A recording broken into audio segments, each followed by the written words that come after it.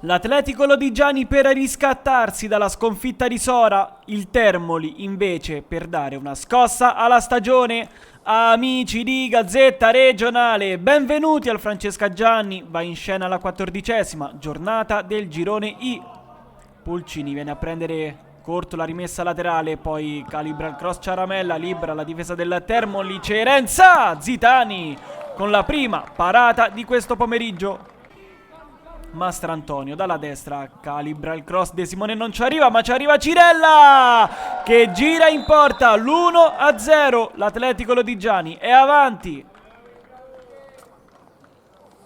Pescato sulla linea del fuorigioco, Beltrami che sfugge via l'avversario, cross dentro, De Simone questa volta ci arriva e raddoppia l'Atletico Lodigiani. Lancio in profondità, Beltrami a duello con l'avversario, passa Beltrami, Zitani.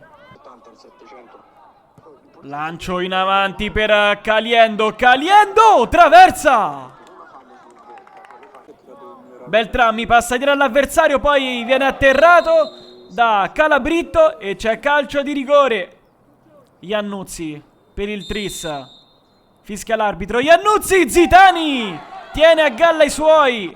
Quarto minuto sul cronometro della ripresa. De Simone si accentra, De Simone alto.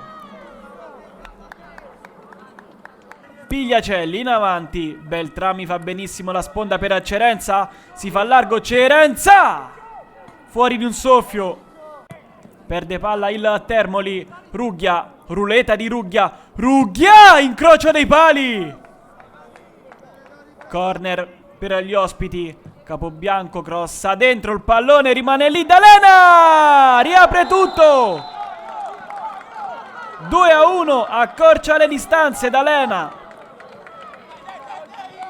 Punizione per il Termoli, Capobianco crossa dentro, Landino para, Aceto, si salva l'Atletico Lodigiani, contropiede dei padroni di casa, Paba contro due, Paba risponde a Zitani ma non è finita, dall'altra parte raccoglie Pulcini, crossa dentro, libera male la difesa, allora Rughia calibra la conclusione, fuori.